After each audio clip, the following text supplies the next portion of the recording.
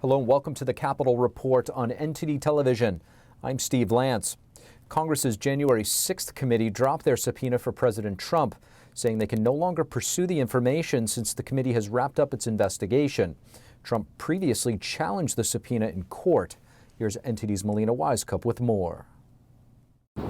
The January 6th committee 3 months ago in October requested former President Trump to come to Congress and testify to the committee and also provide them with documents related to the events on January 6th. But the subpoena is now obsolete. The committee has withdrawn it. The chairman of the January 6th committee sent a relatively short letter to Trump's lawyers saying that since the committee is nearing its conclusion, they could no longer pursue the information that they were requesting, also saying that former President Trump is no longer obligated to comply with the subpoena. But according to Trump's lawyers, he was never obligated to comply with this subpoena, and he didn't comply. In fact, the way he responded was by suing the January 6th committee, his lawyers stating that there was long-held precedent and practice that maintains separation of powers, which prohibits Congress from compelling a president to testify before it.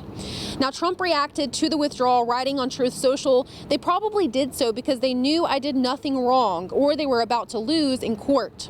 Now, the committee just today released its latest batch of witness testimonies, one of those being Donald Trump Jr. The committee probed Don Jr.'s text messages that he sent to then Chief of Staff Mark Meadows. Now, this is just one of over 100 witness testimonies that the committee has released to the public. I would be more concerned if we weren't releasing the transcripts that Jim Jordan and others would cherry pick, information that was not disclosed and make it public in a misleading way without revealing other material that contradicts whatever point they want to make.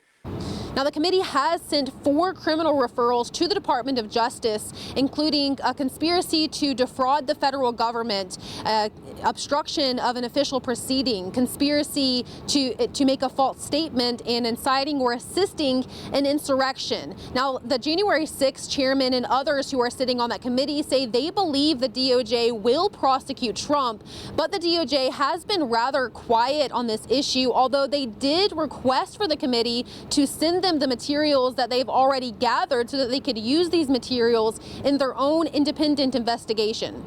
And Attorney General Merrick Garland has appointed Special Counsel Jack Smith to continue this investigation. Smith has already subpoenaed some election officials in battleground states, probing the conversations that those officials may have had with former President Trump during the time when recounts were happening. So this investigation will continue in the executive branch even as the January 6th committee dissolves next week. Reporting in Washington, D.C., Melina Wisecup, NTD News. The public might soon be able to go back into the United States Capitol. The building has been closed to the public since March 2020 due to the pandemic. Leading candidate to become House Speaker Kevin McCarthy announced on Twitter the new Republican majority will fully reopen and restore the U.S. Capitol on January 3rd. Speaker Pelosi decided to close the Capitol complex following the pandemic. During the closure, the facilities were only open to members of Congress and their staff, credentialed journalists, and essential workers. A major focus in the culture war taking place throughout our country right now has been the push for gender identity and sexual education in schools. The latest battle, gender identity in public schools. Joining us next to discuss the issue, we have Senior Advisor at FreedomWorks, Tamra Farah. Tamra Farah, thank you so much for joining us. Thank you for having me, Steve. Of course. Tamra, there seems to be a new push throughout the country right now to remove gender identity from schools in the classroom. What can you tell us about this? What are they actually trying to do here? Absolutely. Well, as you probably know, over the last few years, right, we've had this uproar in schools, and schools have adopted policies to make sexual orientation and gender identity protected classes. That's been their goal, right? And that's where things have gone.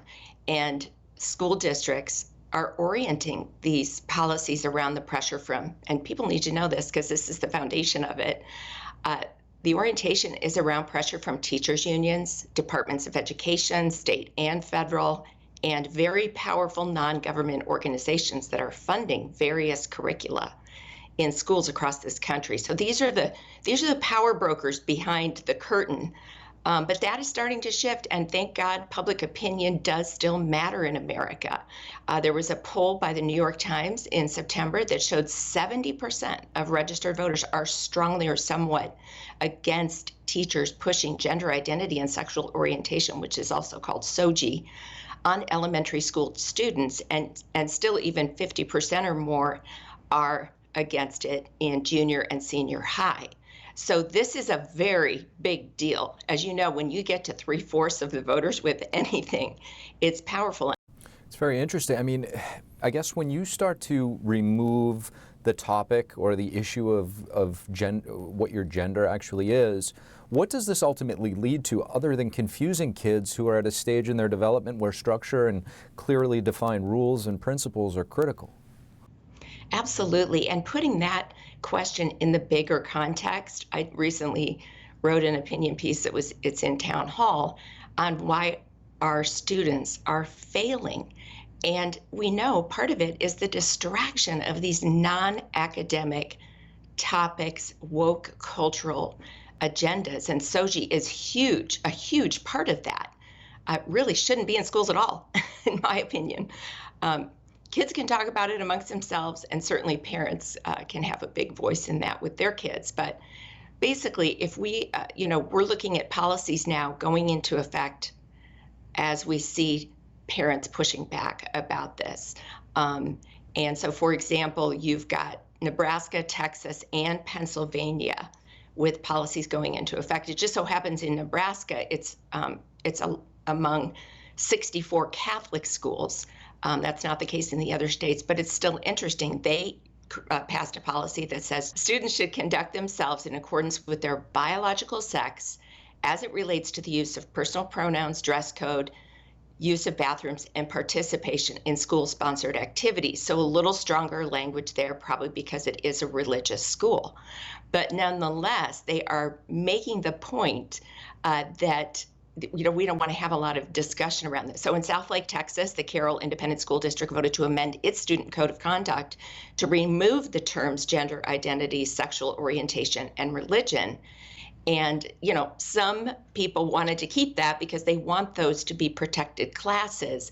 But the other parents won out who spoke up in favor at the school board meeting, I presume, of the amendment, citing that we have just this ever-expanding list of people needing protection from discrimination. Pennsylvania redid a policy in the Central Bucks School District and saying that they want neutrality and balance in the classroom, in public displays in the hallways, those cases where you display things, that it really is not the job of teachers to be focusing on these topics. They want their kids to have an optimal learning environment. Yes, they want inclusiveness. We all do. None of us are for racism or excluding students, but putting a focus on this in education is certainly, this is a good shift away from that emphasis. Tamra, Farah, thank you so much for joining us. Thank you for having me. Starting from January 1st, many Americans could qualify for a tax credit for buying an electric vehicle. This is expected to boost the appeal of electric vehicle sales. The tax credit is up to $7,500 and will last until 2032. It's part of the Inflation Reduction Act, and it's designed to spur EV sales and make the vehicles more affordable. Vehicles and batteries must be manufactured at certain places to qualify, but the rules for automakers leasing cars aren't as strict as for consumers who are buying them. Senator Joe Manchin of West Virginia, the chair of the Energy and Natural Resources Committee, today urging the U.S. to halt the tax credit. He says the rules are inconsistent and weaken energy security. A surging COVID outbreak in China is causing some countries to impose new travel restrictions, but stances differ as leaders debate the necessity of such measures. Here's the latest. China is pushing ahead with plans to reopen its border, despite a wave of COVID-19 infections sweeping across the country. Citing skepticism about data by the Chinese regime, the U.S. is imposing new testing requirements for all Chinese travelers. And Italy, now mandating the same, is urging the European Union to follow its lead with this warning. This measure risks not being completely effective if it is not followed at the European level. About half of the passengers arriving at Italy's Milan airport from China tested positive for COVID on Monday, sending alarm waves around the country. But the EU today rejected Italy's call, arguing that Omicron is already present in Europe and that there's no need to change travel policies. That's a sharp contrast to the growing number of countries calling for tougher measures. Aside from the U.S., Japan, India, and Taiwan have also imposed new testing rules for Chinese arrivals, with Japan specifically pointing to a lack of transparency about the real situation in China. The Chinese regime, meanwhile, claimed on Wednesday that its COVID situation was, quote, under control, while accusing Western media of distorting its recent policy changes. But UK-based health data firm Airfinity said in a new analysis today that around 9,000 people in China are probably dying each day from COVID-19. Airfinity also expects deaths to peak 10 days later at approximately 25,000 per day. And by the end of April 2023, the firm expects there to be a total of 1.7 million deaths across China. Thank you for watching the Capitol Report. If you want to see our full broadcast, check us out at epochtv.com.